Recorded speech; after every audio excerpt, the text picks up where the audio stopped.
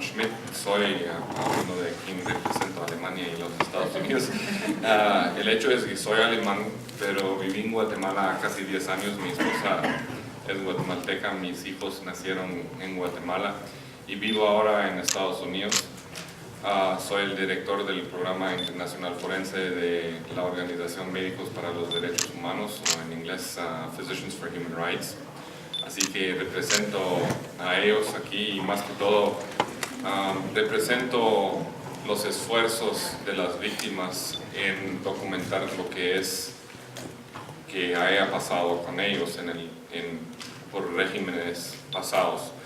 Específicamente hablando de violaciones a los derechos humanos, nuestro programa moviliza expertos forenses para hacer exactamente ese tipo de documentación, que es uno de las cooperaciones que nosotros tenemos con Equitas en apoyar, entre otras cosas, los casos de los falsos positivos con expertos forenses, médicos forenses, antropólogos forenses, criminalistas, lo que sea. Nosotros estamos trabajando, creo yo, con Equitas desde el 2007 o 2008, si me acuerdo muy bien. En la trayectoria que he estado trabajando, el trabajo más reciente ha sido en Libia y en Afganistán, y específicamente hablando de proyectos de asesoría en lo que es la identificación humana. Y como se pueden imaginar, Afganistán es un extremo donde la educación es tan mala que casi se puede decir que es medieval, y no existe ningún entendimiento de lo que es ADN o algo por el estilo.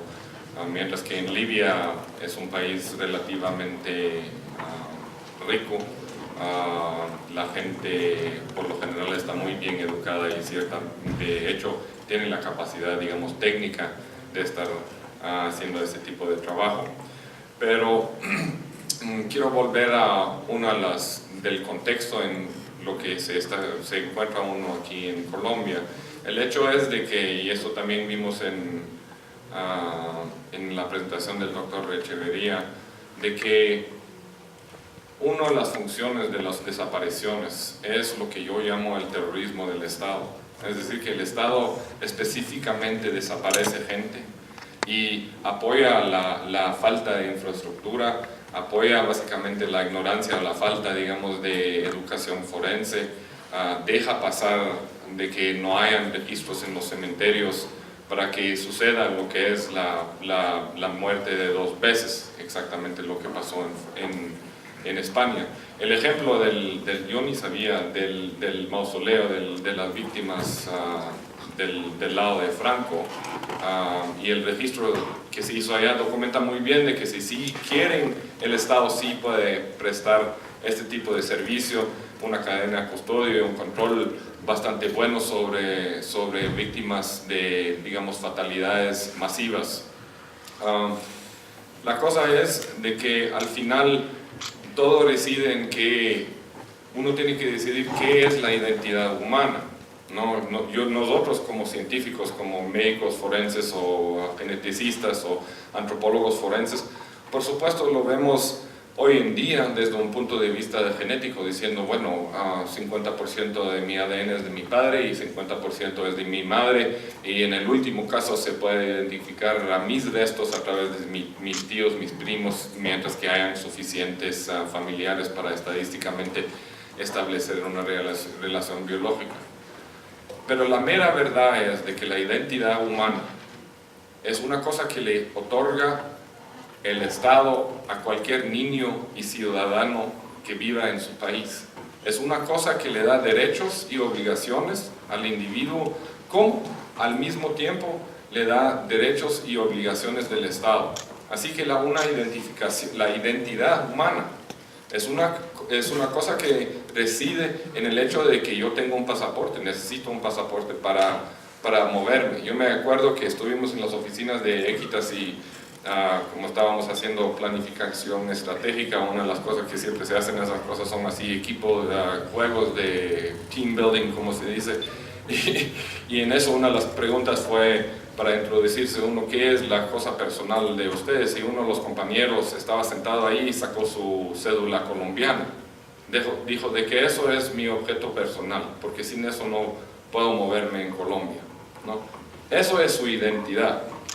Y eso no hay que olvidarse cuando uno está hablando de identificar a la gente, de que al final es una cosa que es obligación del Estado. Y un Estado no puede existir sin hacer ese tipo de identificaciones. ¿Por qué? La razón es de que un Estado tiene que tomar también posesión de los ciudadanos que tiene, ¿no? Por otro lado, es también una cuestión de seguridad. Es decir, que si hay un montón de gente, si hay un montón de cadáveres, restos humanos sin identificar, quiere decir de que por ahí andan identidades que pueden ser abusadas. Es decir, que puede ser de que por razones criminales alguien opta de tomar la identidad de una persona desaparecida. Y esas son cosas que de hecho han pasado. En Libia es un ejemplo, donde grupos criminales han empezado a extorsionar incluso a familiares diciendo de que ellos saben dónde está su familiar desaparecido, ¿no? Es decir que especialmente hoy en día eso toma ¿cómo se dice? Una dimensión que antes realmente no ha existido de esa manera. Por otra parte, hay que acordarse de que cuando nosotros, o yo lo defino como a nivel metodológico, de la manera como hacer o acercarse a esas operaciones de identificación, es de realmente utilizar la definición de fatalidades masivas, ¿no? Lo que sucedió en Colombia a través de la guerra, y sigue sucediendo, no ha terminado aún, son fatalidades masivas, en el sentido de que son muertes que van más allá de lo que el sistema normal de justicia puede enfrentar y resolucionar. Por ende, se tienen que establecer mecanismos que permiten hacer esas identificaciones hasta que llegue a tal punto de que las autoridades normales pueden retomar la responsabilidad que tienen, ¿no? Es decir que cuando uno va acercándose a un problema de identificaciones, es una cosa que uno tiene que ponerse a pensar de que es temporal. Puede ser de que esa temporalidad vaya a tomarse 10 años o 15 años o 20 años. En Bosnia se ha tomado casi tanto tiempo, ¿no? Pero eso es otra cosa muy importante de tomar en cuenta. De ahí hay que tener una estrategia de salida, es decir, que una estrategia de salida, ¿qué es lo que pasa cuando ya las identificaciones se hayan concluido y todos los restos se hayan entregado? ¿Qué es lo que va a pasar con toda la infraestructura que se haya establecido para eso, ¿no? Una cosa que el Estado tiene que pensar en esto, y todos los grupos que van trabajando para eso también tienen que pensar en esto. Pero más bien, una de las cosas que también es importante de pensar es cómo vamos a prevenir de que algo así vuelva a pasar en el futuro, ¿no? Y ahí es donde esas medidas de prevención tienen que empezar con instalación de cosas simples como la cadena de custodio, ¿no? Y uno de los retos, por ejemplo, en un país como Afganistán, que todavía está en guerra, que tiene 30 años de guerra, ni siquiera saben cuánta gente se haya muerto durante el conflicto, ni dónde exactamente están todos esos desaparecidos. Además, Afganistán ni siquiera tiene un sistema de identidad civil, es decir, que la gente allá, fe de edad no existe, una certificación de muerte no existe, la mayoría de la gente ni siquiera tiene una cédula, es decir, que es tan rudimentario cuando uno trata de establecer un registro de qué es lo que pasó, que cuando yo llegué a Afganistán, y de hecho yo fui criado en Afganistán de niño, mi padre era profesor en la universidad allá por 7 años, yo dije, bueno, ¿qué es lo que puedo hacer en el sentido de que identidades ni existen a nivel civil? ¿Cómo se puede hacer? Pues uno de los primeros pasos es de veras hacer un registro del tamaño del problema, poner números en cuántas personas fueron asesinadas, cuántas fosas comunes existen en Afganistán, de documentarlas y asegurarlas, es decir, que asegurar de que no vaya a venir un bulldozer cuando construya una carretera y se llevan todos los huesos y luego desaparecen finalmente por un usuario, ¿no? Y ahí es donde traté de instalar, estoy en proceso todavía en un programa ya, de que se haga un registro donde están las fosas comunes, y segundo, levantar el conocimiento, la conciencia de las autoridades de que es responsabilidad de ellos de mantener a esas fosas comunes hasta el día que se pueda técnicamente hacer exhumaciones con la consultoría de las familias y de la gente involucrada.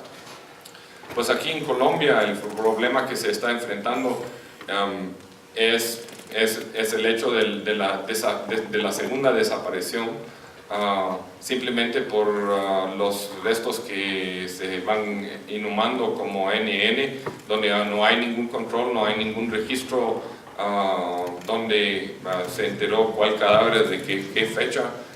Incluso en algunos cementerios se van exhumando los cadáveres después de un tiempo y se los tiran a un usuario, y eso es otra serie de problemas. Y por lo tanto, cuando Equitas empezó a desarrollar lo que ahora se llama el sello NARCES, fue una cosa que realmente es una gran contribución, porque eso primero asegura de que la evidencia no se vaya a perder. Segundo, también asegura de que no suceda lo que suceda en muchos países, por ejemplo en Libia, de que la gente con todo ánimo empieza a hacer exhumaciones, se amontonan los restos esqueléticos, los restos humanos, sin realmente poder hacer una identificación porque la investigación necesaria no se hizo, ¿no? Y en algunos casos porque ya muchos esqueletos los vuelven a enterrar en lugares donde no se sepa dónde están. Es decir, que ahí es sumamente importante de que una de las primeras cosas que se asegura es la escena del crimen, y en este sentido la escena del crimen serían las fosas comunes o los restos de la gente NN que fueron inhumados en los cementerios.